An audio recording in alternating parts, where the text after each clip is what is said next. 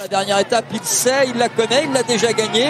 Il y a des choses à faire, ce sera pas facile. Hein. Ça promet en tout cas du gros suspense pour demain, parce que Contador peut très bien aujourd'hui être victime d'une fringale, d'une grosse défaillance, se ressaisir et demain il va être contraint d'attaquer. Si Contador attaque dans le col d'Aise, et on sait que on va avoir du spectacle. Un Contador piqué, ça peut nous donner du spectacle. Le dernier kilomètre, il est dur, il est très dur. Le rendez-vous demain, France 3, 13h25, parce qu'après, il y a à 16h un certain Angleterre-France, donc les coureurs et le Paris-Nice, Christian Prudhomme et ASO ont avancé un peu le départ de façon à ce que l'on vive cette dernière étape en direct, et je crois que ça fait longtemps qu'on n'a pas vu un Paris-Nice aussi animé. Des écarts, David Malarme. Alberto Contador dans la montée, scotché à la route, 50 secondes d'écart sur le groupe Chavanel. Alberto Contador qui va se faire reprendre par le peloton. Et Alberto Contador repris par la tête du peloton, ça c'est quand même incroyable. Bon, ça va lui servir un peu, et je peux vous dire que là il y a un paquet de monde qui est surpris. Il y a un paquet de coureurs qui a regardé sur sa gauche en train de se dire mais qu'est-ce qu'il fait là? Il a essuyé une défaillance, regardez, il est à peine capable de reprendre les roues. Il est en fringale, l'Alberto Contador. Il n'a pas de coéquipier dans le peloton. Ça, c'est encore pire. C'est encore pire. Il n'arrive pas à suivre. Il n'arrive pas à suivre le peloton. C'est incroyable. Cette image est incroyable. Voilà, c'est le cyclisme. Quand vous êtes pris d'une hypoglycémie, vous ne pouvez rien faire. Là, il est en perdition, Alberto Contador. Le mot était peut-être un peu fort tout à l'heure. Il est vraiment justifié maintenant. Alberto Contador n'en peut plus. Plus d'essence dans le moteur, voilà. Avec et là, ça va faire lourd à l'arrivée. Devant lui. Et voilà donc le nouveau leader du Paris-Nice 2009, Luis León Sanchez. Alberto Contador est un être humain normal. Nous l'avons dit entre nous hier, et Thierry, et Contador n'est pas à son meilleur niveau. Il a fait un gros effort et je pense qu'il a vidé ses réserves hier. Il n'a pas bien récupéré de tous ses efforts et aujourd'hui, il y a une pénalisation. Bien contribution dans cette étape. Il n'a pas été en mesure de se défendre.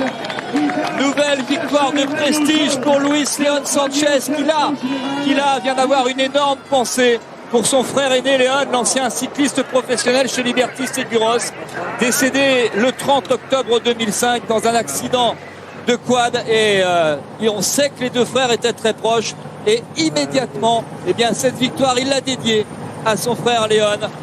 Luis León Sanchez qui a un autre frère qui lui s'appelle Pedro et qui est footballeur professionnel et qui joue dans un club de renom, c'est Valladolid. Alors que là, c'est la deuxième place de l'étape qui est en jeu. On joue aussi le classement général. Antonio Colom voulait absolument l'autre espagnol la victoire d'étape aujourd'hui. Il est tombé sur plus fort que lui. Luis León Sanchez. Antonio Colom qui va prendre la deuxième place devant Frank Schleck. Et bravo, quatrième. Grosse étape encore de Sylvain Chavanel. Jens Voigt est cinquième, 45 secondes d'écart, et le maillot jaune en perdition totale aujourd'hui. Et finalement, belle opération pour Sylvain Chavanel qui gagne de place aujourd'hui du coup. Deuxième du classement général final, Sylvain Chavanel, 2 jours en jaune, confirme le coureur français. C'est terrible de voir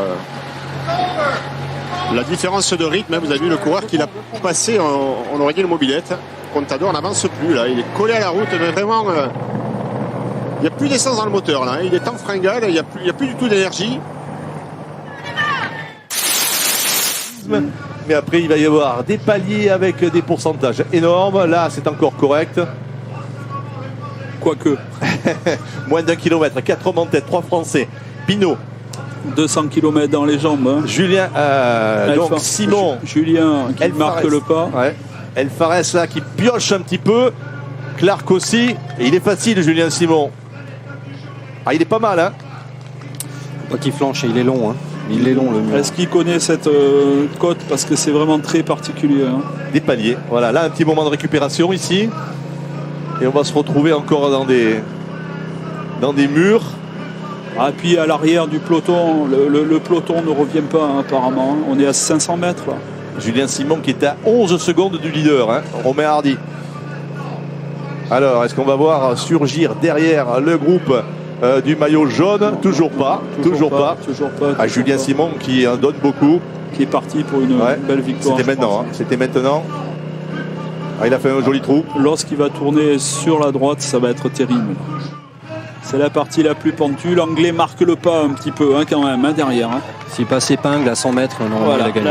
Là, je pense que le plus dur est fait là. S'il arrive à basculer là, Oh là là que là, c'est dur, que c'est dur. ouais. Que c'est terrible, que c'est terrible, Ils vont passer. que c'est terrible. Ils vont passer. Ah, l'anglais n'a pas perdu encore. Allez, c'est le moment. L'anglais n'a pas le perdu. plus Là. difficile. Allez, on va laisser l'église à gauche. Une épingle à cheveux, Ouais. épingle à cheveux et c'est l'arrivée. Julien Simon avec Tiernan Look et Julien Alvarez qui s'accroche aussi. Moins de 100 Oh là mètres. là là. 100 mètres. Regardez un petit peu, on est presque à l'arrêt dans ces dernières pentes. Ah, c'est Allez, l'anglais qui est passé. Tiernan Look. Attention, il y a un petit faux plat encore derrière. Ça monte moins ici, il faut s'accrocher.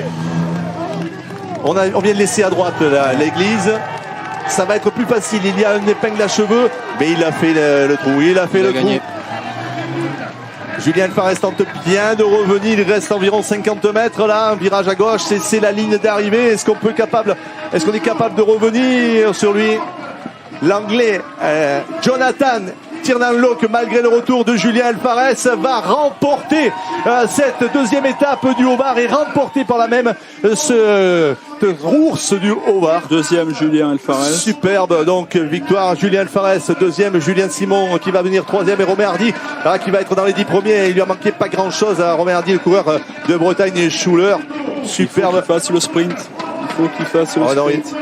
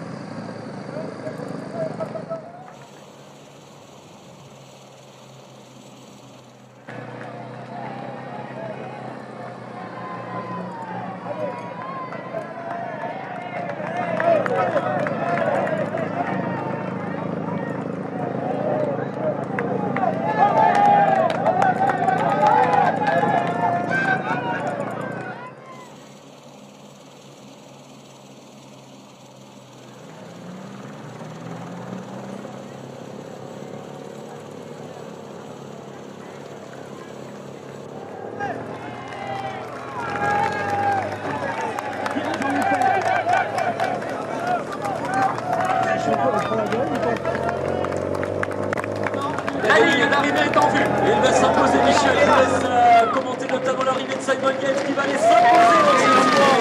Et puis la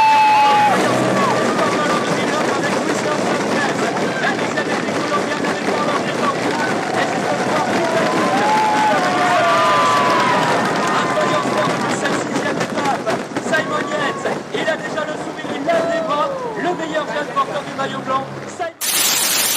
On va essayer de suivre là. C'est un petit groupe qui a tenté quand même, hein. Un petit. Bokemolema, Ouais, qui est là, Michael Woods, c'est le vainqueur d'hier, on le rappelle, Bokemolema. Hein. Réglan Vermat est là aussi, Oui. Il a terminé deuxième hier. David Godu, Valentin Madouas qui sont également dans les 10 premiers. Alors finalement, la FDJ est revenue donc. Et là, on voit que ça s'étire très bien. À cette caméra-là, on voit très bien que le peloton s'est vraiment étiré et que là, c'est très compliqué.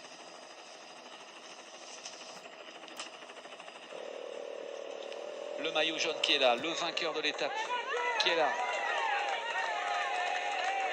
Bokemolema, David Godu en 4e position. On retrouve les leaders d'hier, les leaders du classement général qui sont encore là. Le maillot jaune en 3e position. Ils arrivent près de l'église Saint-Jean-Baptiste. Ils arrivent près de la ligne d'arrivée. Est-ce qu'on... Allez, il a fait...